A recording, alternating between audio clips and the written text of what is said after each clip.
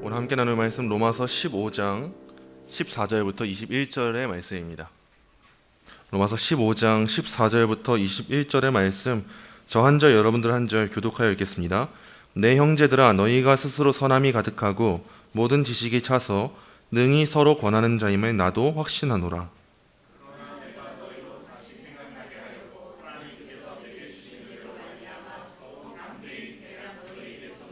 이 은혜는 곧 나로 이방인을 위하여 그리스도 예수의 일꾼이 되어 하나님의 복음의 제사장 직분을 하게 하사 이방인을 제물로 드리는 것이 성령 안에서 거룩하게 되어 받으실 만하게 하려 하심이라.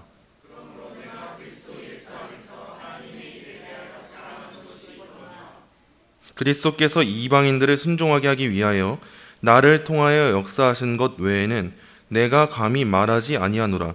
그 일은 말과 행위로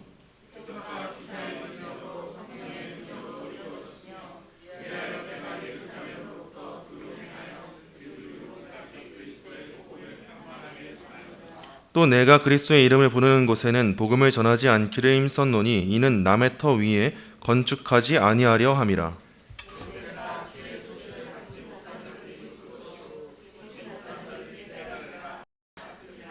아멘. 오늘 로마서 강의 한 두 번째 시간으로 로마서 15장 14절부터 21절의 말씀을 하나님의 도구로 쓰임받는 삶이라는 제목으로 증거하도록 하겠습니다. 이제 사도는 이 긴 편지의 막을 내리기 시작합니다. 우리 벌써 로마서 강의 시작한 지 92번이 됐죠. 아마 100번까지는 가지 않을 것 같아요. 100번까지는 가지 않겠지만 사실 저도 예상보다 더 오랜 시간을 로마서를 이렇게 나눠온 것 같습니다. 한 절 가지고 두세 번 설교하고 하니까 지금까지 왔겠죠. 근데 이제는 제가 좀 더 스피드를 내가지고 그래도 100번 전에는 마치지 않을까 싶은데, 이제 사도 바울이 이 로마서라는 긴 편지를 쓰고 있으면서 이제 마지막 부분, 이제 결론 부분에 해당하는 이 부분을 오늘 본문에서 서술하고 있습니다. 오늘의 본문으로부터 로마서의 결론부가 시작되는데요. 사도는 앞선 로마서 1장에서 이미 이 편지의 기록 목적을 언급했지만 오늘의 본문에서 더 자세하게 이 편지를 기록한 목적이 무엇인지를 밝혀줍니다. 먼저 오늘의 본문 14절 보시죠. 14절 우리 함께 한 목소리로 읽겠습니다. 내 형제들아, 너희가 스스로 선함이 가득하고 모든 지식이 차서 능히 서로 권하는 자임을. 아멘. 사도는 여기서 내 형제들아, 너희가 스스로 선함이 가득하고 모든 지식이 차서 능히 서로 권하는 자임을 나도 확신하노라 라고 서술하죠. 우리가 이전까지 살펴본 사도의 겉면을 보면 우리가 오해를 할 수가 있습니다. 로마 교회는 참 서로 사랑도 하지 못하고 연약한 사람들을 받아주지도 못하는, 다 자기 생각만 하고 있고 자기만 사랑하고 있는 그런 성숙하지 못한 공동체구나, 이렇게 생각할 수가 있어요. 그래서 많은 분들이 로마 교회를 교리에 대한 이해도 없었고 실천도 없는 그런 흠이 많은 교회였구나 라고 이해하실 수가 있습니다. 분명 로마 교회 내에는요, 사도가 언급했던 그 약간의 그 약점들이 있었음을 부정할 수는 없어요. 여전히 이방인과 그 유대인이 싸우고 있었고 그 안에서 서로가 서로를 받아주지 못하는 그런 연약한 점이 있었던 것은 사실입니다. 그러나 우리는 오해해서는 안 됩니다. 사실 로마서 1장에서 사도 바울은 이미 로마 교회 성도들의 믿음을 칭찬하고 시작했어요. 로마서 1장 8절에서도 먼저 내가 예수 그리스도로 말미암아 너희 모든 사람에 관하여 내 하나님께 감사함은 너희 믿음이 온 세상에 전파됨이로라 라고 말했어요. 사도 바울은 아직 로마 교회 성도들을 만난 적이 없습니다. 한 번도 본 적이 없어요. 근데 사도 바울은 로마 교회 성도들의 믿음을 익히 들어서 알고 있었습니다.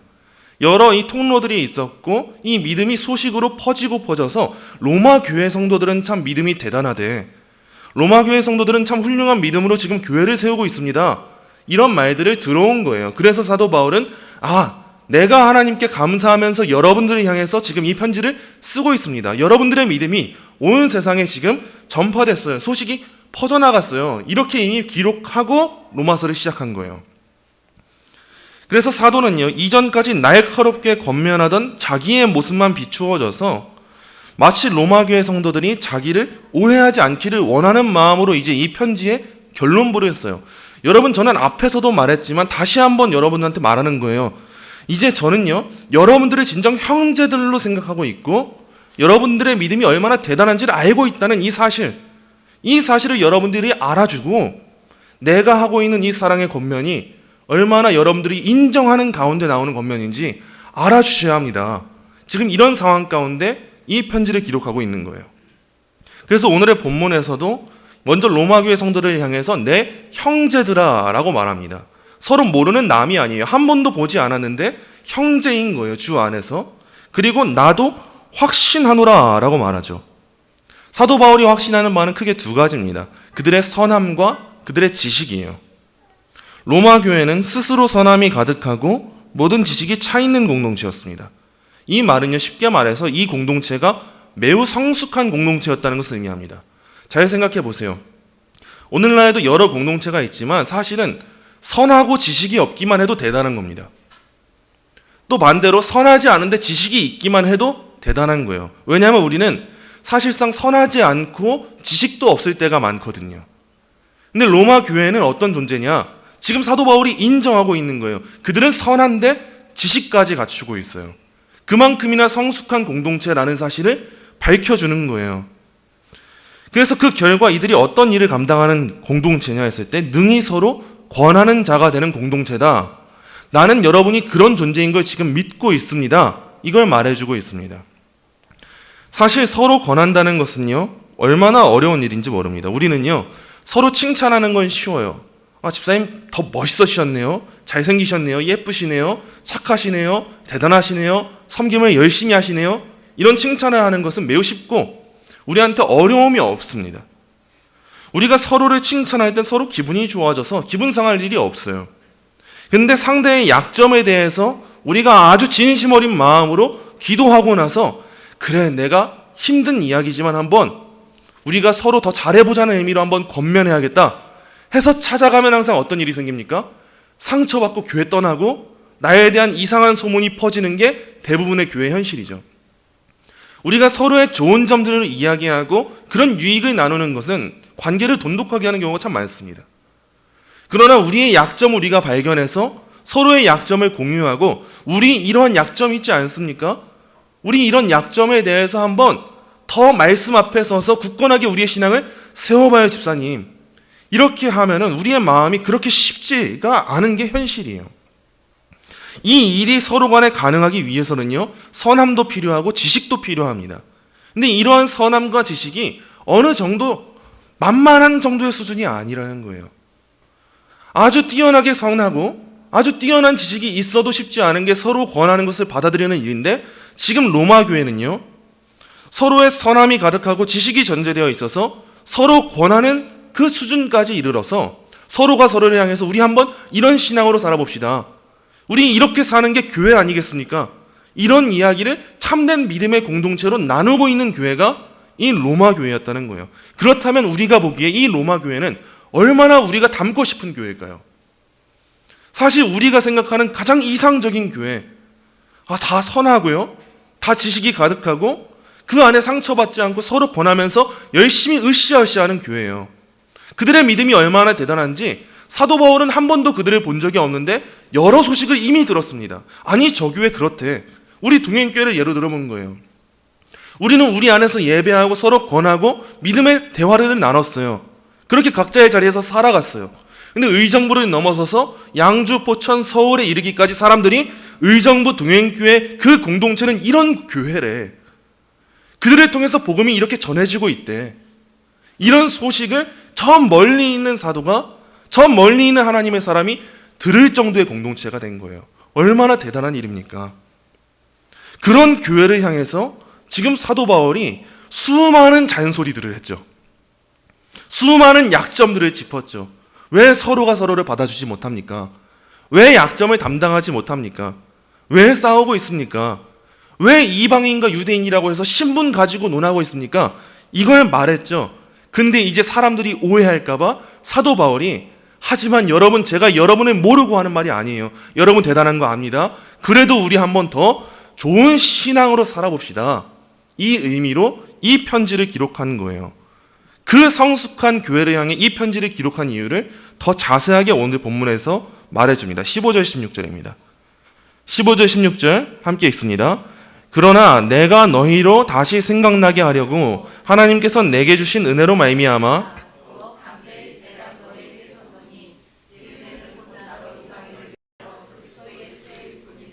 하나님의 복음의 제사장 직분을 하게 하사 이방인을 제물로 드리는 것이 성령 안에서 거룩하게 되어 받으실 만하게 하려 하심이라.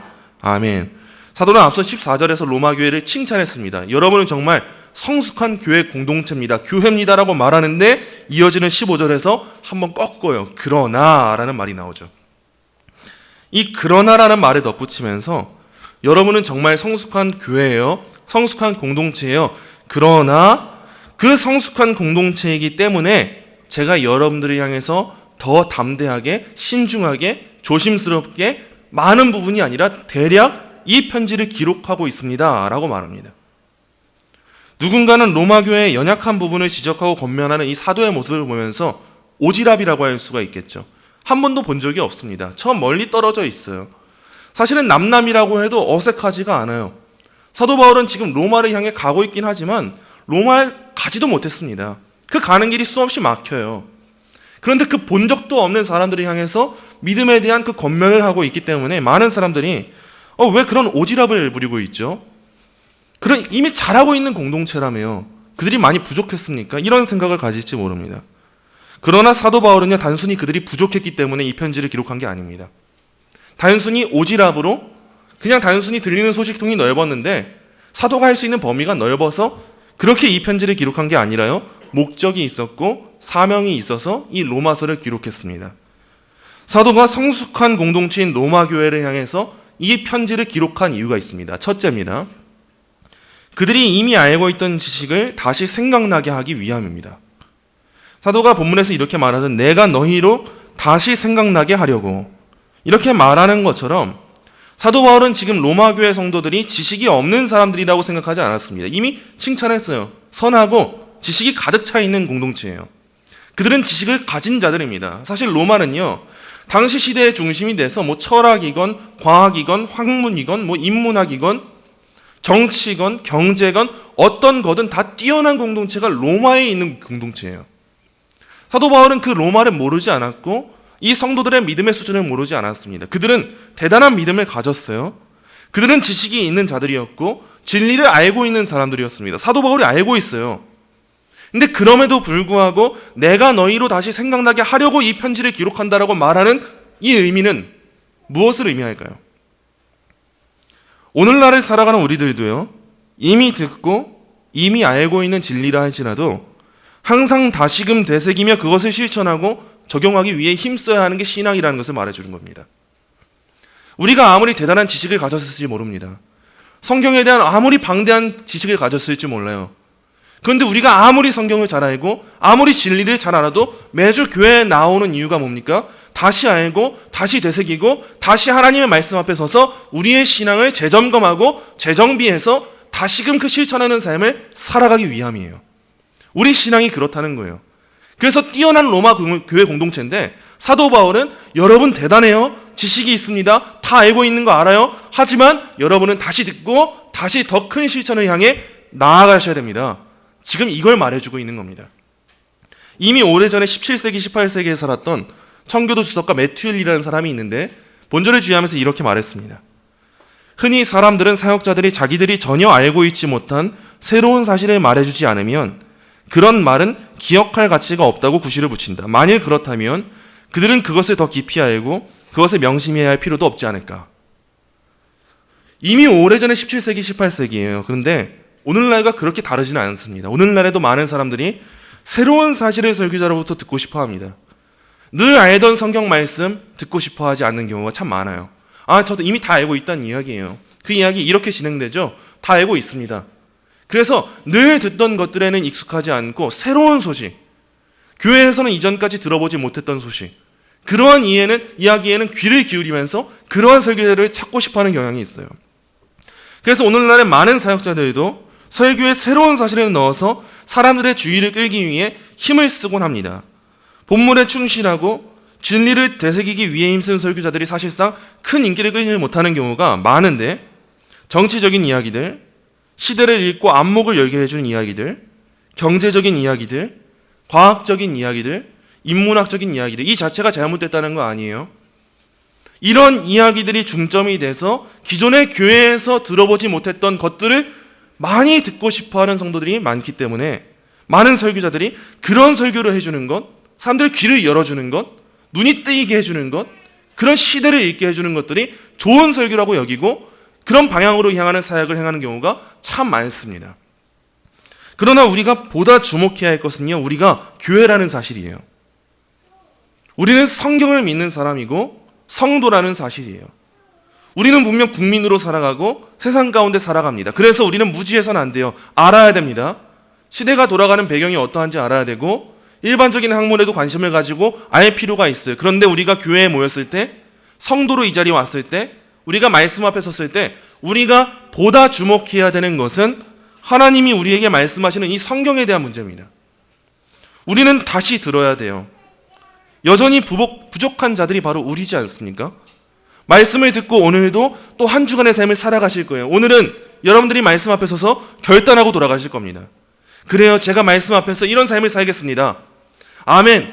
내가 그런 자입니다. 이 결심하고 돌아가는데 지난주를 돌아보세요. 주일날에 결심하고 돌아가서 평일의 삶이 잘 살아지셨습니까? 쉽지 않은 게 우리 현실이잖아요. 그래서 우리가 해야 되는 일이 뭡니까? 여태까지 들었던 말씀이 무의미한 겁니까?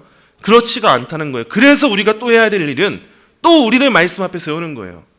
우리가 잊혀질 때쯤, 내가 그 말씀 앞에 했던 결단을 잊고 살아갈 때쯤 다시금 말씀 앞에 서서 다시 우리를 재정비하고 다시금 말씀의 힘으로 살아가는 그 말씀의 능력을 입은 삶을 우리가 살아가야 되는 겁니다.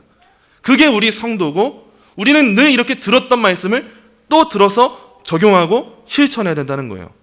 그럼 이제 사도 바울이 왜 로마 교회 성도들한테 다시금 진리를 생각나게 하기 위해서 이 편지를 기록했을까요?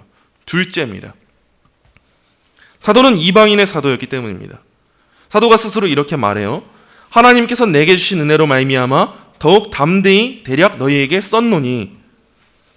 사도가 로마 교회 성도들을 위해서 이 편지를 기록한 이유는요, 그가 받은 은혜로 말미암은 일이에요. 대부분의 사람들은요, 은혜라는 말을 자기한테 유익이 될 때 사용합니다. 내가 받은 거에 대한 측면으로 은혜를 고백할 때가 참 많아요. 그래서 나를 위해 사용하는 말이 은혜일 때가 정말 많습니다. 하나님, 제가 받았습니다. 제가 누리고 있어요. 이게 하나님의 은혜죠. 이렇게 고백할 때가 많은데 사도 바울을 보세요. 사도 바울은요, 자기 자신을 향하고 있는 은혜를 말하는 게 아니라 로마 교회 성도를 향하고 있는 그 일을 말할 때 은혜라고 말합니다. 자신이 받은 은혜가 이방인을 향하고 있는데 거리낌 없이 은혜라고 말해요. 우리의 삶을 돌아보면 좋을 것 같아요. 하나님이 우리를 세우신 각자의 자리가 있잖아요. 그 자리 가운데 누구는 가정에서, 누구는 직장에서, 누구는 사회에서 여러 타인들을 향하는 그 삶의 자리로 부름받은 우리의 부르심이 있습니다.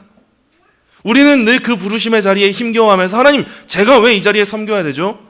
제가 언제까지 참아야 되죠? 제가 언제까지 버텨내야 되죠? 제가 언제까지 이 자리를 감당해야 되죠? 이게 은혜가 맞습니까? 라고 말하지만 사도 바울은 지금 수없이 매를 맞고 고난을 당하고 수없이 많은 거리를 다니면서 전도 여행을 하고 있는 이 지금의 상황 가운데 자기 자신의 재산도 쌓지 못하고 자신의 명예를 쌓고 있는 것도 아니에요. 한 번도 자기를 자랑한 적이 없는데 지금 이방인을 향해서 한 번도 얼굴을 본 적 없는 사람들을 향해 복음 전하고 있는 이 순간을 은혜라고 말하는 거예요. 왜냐하면 사도 바울은요, 자기의 정체성을 알았습니다. 자기의 정체성에 근거한 사명을 알았어요. 사도 바울이 다른 본문에서 갈라디아서에서 자기를 뭐라고 규정하냐면 이방인의 사도라고 규정합니다. 하나님이 나한테 주신 정체성이 뭐냐에 대한 문제예요. 하나님이 사도 바울한테 씌워주신 이름이 뭐냐? 이방인의 사도라는 걸 알았기 때문에 이방인을 위해 살아가는 게 은혜라고 고백할 수가 있었던 겁니다. 본문 16절을 보시면 사도의 정체성과 사명이 잘 드러나 있어요.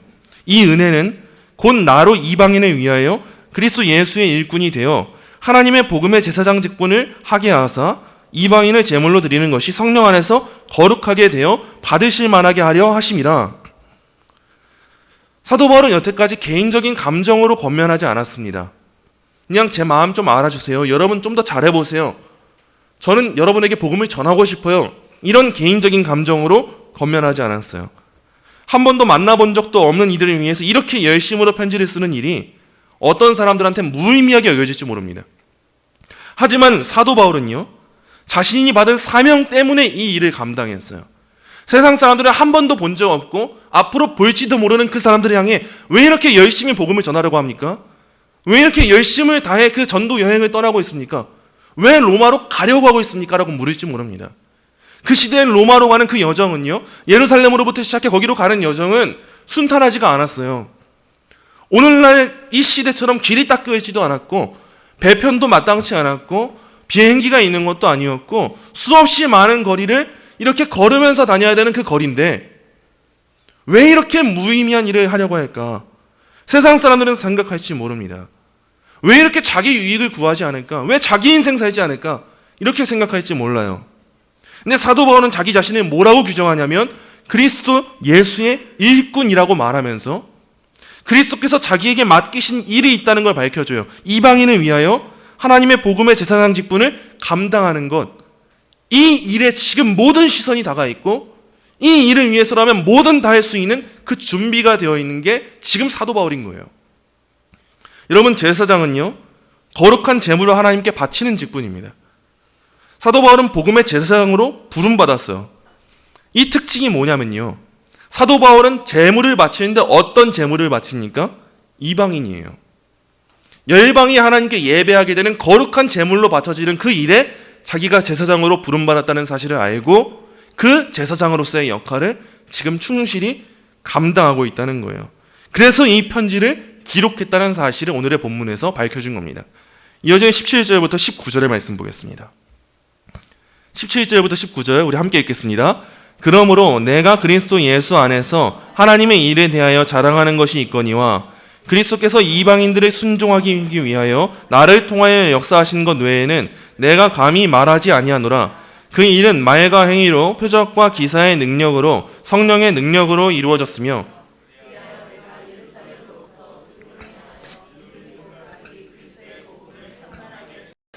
아멘. 사도는 앞선 구절에서 자기가 받은 사명을 쭉 서술하고 하나님이 자기를 통해서 이루실 일이 있다는 것을 말했습니다.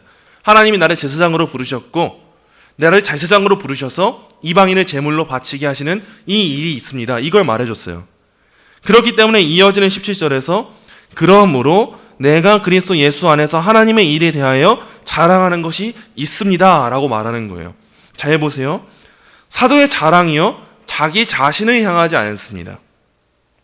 오직 그리스도 예수 안에서 하나님의 일에 대한 자랑으로 나아가고 있어요. 사도는 그가 받은 대단한 사명을 자랑한다 할지라도 그 일을 통해서 자기를 높이지 않습니다. 여러분 잘 생각해 보세요. 여러분이 사도가 됐습니다. 수많은 초대교회 성도들이 여러분의 복음 전파로 인해 새로운 역사를 쓰고 있는 시기예요. 그리고 그 사도 중에서도 가장 제일되는 자가 누굽니까? 사도 바울이에요. 사도 바울이 지금 이 사실을 모르고 있습니까? 아니요, 알고 있어요. 하나님이 자기를 이방인의 사도로 부르셨다는 사실을 알고 있고 하나님의 제사장으로 부르셔서 이방인을 제물로 드리는 그 크신 일에 자기를 쓰고 있다는 사실을 알고 있어요. 그래서 말한 거예요. 근데 중요한 게 뭡니까? 지금 자랑을 나의 직분에 대한, 나의 부르심에 대한 자랑을 하고 있는 게 아니에요. 하나님이 나를 이 대단한 일을 위해서 쓰고 계세요, 여러분. 이게 아니라 이 일을 이루시는 하나님이 계십니다를 지금 주목하게 하고 있는 거예요. 그가 받은 대단한 사명을 자랑한다 할지라도 자기를 높이고 있지 않아요. 이 일을 통해서 계획을 이루시는 하나님의 일하심을 높이고 찬양하고 보게 하는 겁니다. 그래서 18절을 보시면요, 그리스도께서 이방인들을 순종하게 하기 위하여 나를 통하여 역사하신 것 외에는 내가 감히 말하지 아니하노라 라고 말하죠. 분명 자기를 통해 역사하시는 하나님에 대해서 지금 말하고 있어요. 하지만 실제로 이 일을 이루시는 분이 누구시냐? 여러분, 내가 하고 있지만 내가 하는 일이 아닙니다. 나는 지금 열심히 복음 전파하는 이 삶을 살아가고 있어요, 여러분. 여러분을 향해 가고 있습니다. 여러분을 향해서도 복음을 들고 나아갈 거예요. 지금 이렇게 말하는데, 근데 수많은 일들이 어떻게 이루어진지 아십니까? 내가 해서요? 아니요. 예수님이 하신 일이에요. 나는 아무것도 아닙니다. 내가 한 거 없고 하나님이 하신 일이에요. 예수님을 인해서 이루어진 일이에요. 지금 이걸 말해주는 거예요. 그래서 사도는 자기를 통해서 이방인의 순종이 이루어졌다는 사실을 말해주는데 이 일을 분명 어떤 것을 통해서 이루어졌는지를 말해주고 있어요. 본문에서 보여주는 것처럼 이 일은요, 사도의 말과 행위로 이루어졌습니다. 사도 바울이 말했고 행동으로 전파하고 다녔어요. 사도가 열심히 복음을 선포하고 다녔습니다. 사도 바울을 통해서 표적과 기사의 능력이 뒤따라 다녔어요. 그 놀라운 부흥의 역사들이 사도 바울이 가는 자리마다 이루어졌습니다. 그런데 이 모든 일, 말과 행위와 표적과 기사의 능력이 다 무엇으로 말미암은 일이었냐면 마지막에 정리가 되는 거예요. 성령의 능력입니다. 사도 바울이 말하고 다녔고 행위를 했어요. 표적과 기사가 사도 바울을 통해서 일어났어요. 그런데 이 모든 일이 마지막으로 정리되는 거예요. 무엇으로 이루어집니까? 성령의 능력입니다. 사도 바울은 이걸 보게 함으로써 지금 로마 교회 성도들을 격려하고 응원하고 사도 바울이 하고 있는 이 자랑에 여러분도 동참하세요라고 말하고 있는 거예요. 세상이 보기에는요, 로마 교회 성도의 수는 매우 적어 보일 수 있습니다. 그래서 로마 교회 성도들은 매우 무기력했을지 몰라요. 하나님이 하시는 일이 있죠. 우리가 그래서 구원 받았죠 라고 말하고 있지만 로마 교회 성도들은 여전히 로마라는 이 환경 속에서 수많은 핍박을 견디며 감당해야 되는 위치 가운데 있었습니다. 교회로 모인 공동체가 성장하고 확장되고 있다 할지라도 여전히 세상 사람들의 수에 비할 때 로마 교회의 수는요 매우 적었어요. 세상의 권세자는 로마 교회를 압박해오고 있고 그로 인해서 로마 교회 성도들은 우리가 과연 무엇을 할 수 있을까? 우리가 나가서 복음을 전도하고 선교하고 전파하고 하는 이 행위가 의미가 있을까? 이런 생각에 빠졌을지 모릅니다. 그러나 사도 바울은 지금 자기 일을 자랑하고 있는 게 아니라 여러분 낙심하지 마세요. 내가 지금 이 일을 하고 있지만 이 일을 이루시는 진짜 하시는 분이 있습니다. 나도 아무것도 아닌 사람이에요. 나를 통해, 나의 말을 통해, 나의 행위를 통해 복음이 전파되고 전도되었다 할지라도 지금 이 일을 진짜 이루시는 분은 예수님이시고 성령의 능력이 지금 여러분을 향한 복음의 능력을 이루고 있습니다. 그러므로 여러분 낙심하지 마시고 이 사역에, 이 자랑에 함께 동참하십시오. 지금 이걸 말해주고 있는 겁니다. 그래서 본문 보시면 그리하여 내가 예루살렘으로부터 두루 행하여 일루리곤까지 그리스의 복음을 편만하게 전하였노라 라고 말하고 있죠. 우리는 사도행전의 말씀을 보면 사도가 얼마나 많은 구역을 다니면서 이 복음 전파의 사역을 감당했는지 볼 수가 있어요. 일루리곤이라고 하는 이 지역은요, 오늘날의 유고슬라비아와 알바니아 지역이라고 할 수 있습니다. 이 지도를 보시면 사도 바울이 복음을 전도를 시작했다고 예루살렘이 이 밑에 있다면요, 그 위에, 저기 위에 일루리곤이라고 하는 지역이 있어요. 오늘날로 치자면 약 일자로 직선으로 했을 때 1600km 정도 되는 거리라고 합니다. 근데 이 당시를 잘 보시면요, 일자로 직선으로 갈 수 있는 코스가 아니에요. 오늘날처럼 고속도로가 뚫려 있지도 않아요. 근데 사도 바울이 계속 왔다 갔다 뭐 합니까? 3차로 선교 여행을 해요. 계속 저기 갔다 여기 갔다가 다시 돌아와서 구제연금을 전해주고 이 사역을 감당해요. 예루살렘으로부터 가장 서북쪽에 있는 일루리곤에 이르는 이 지역에 이르기까지 그리스도의 복음을 편만하게 전하는 거예요. 지금 사도 바울이 어디로 가고 있는지가 보이십니까? 지금 가장 서쪽에 있는 지역이 일루리곤인데요. 지금 사도 바울은 이후의 본문에서 보고 있겠지만 서바나를 향해 가고 있어요.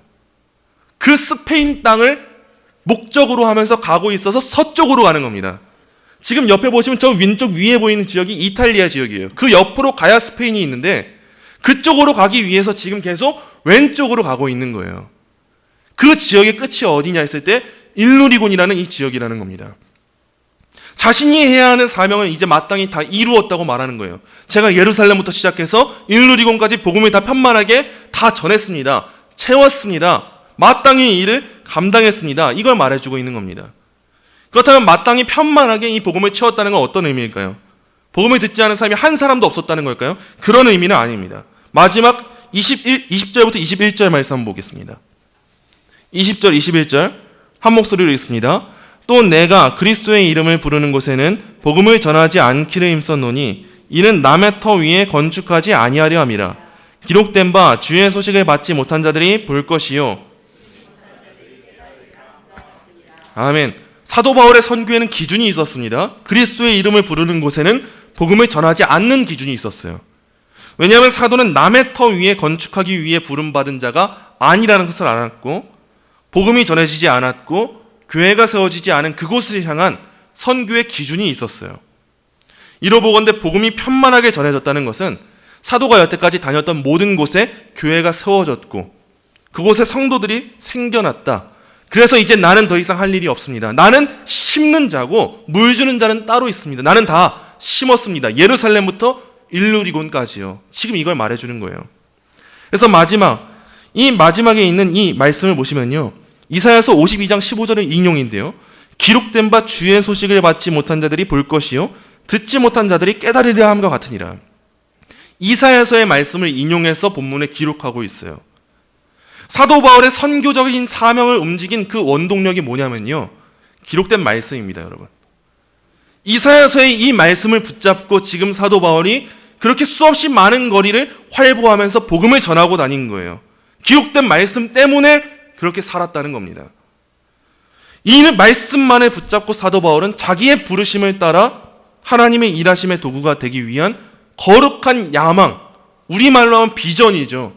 그 거룩한 야망을 가지고 이 사명을 감당했던 겁니다. 말씀했습니다. 사랑하는 성도 여러분, 우리가 이와 같은 하나님의 도구로 쓰임받는 그리스도의 일꾼 되기 소망합니다.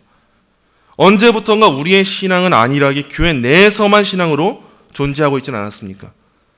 언제부턴가 우리는 교회 내에서만 예배하고 교회 내에서만 머물고 교회 내에서만 누리고 교회 내에서는 열심히 고백하는데 우리가 할 수 있는 일은 뭘까?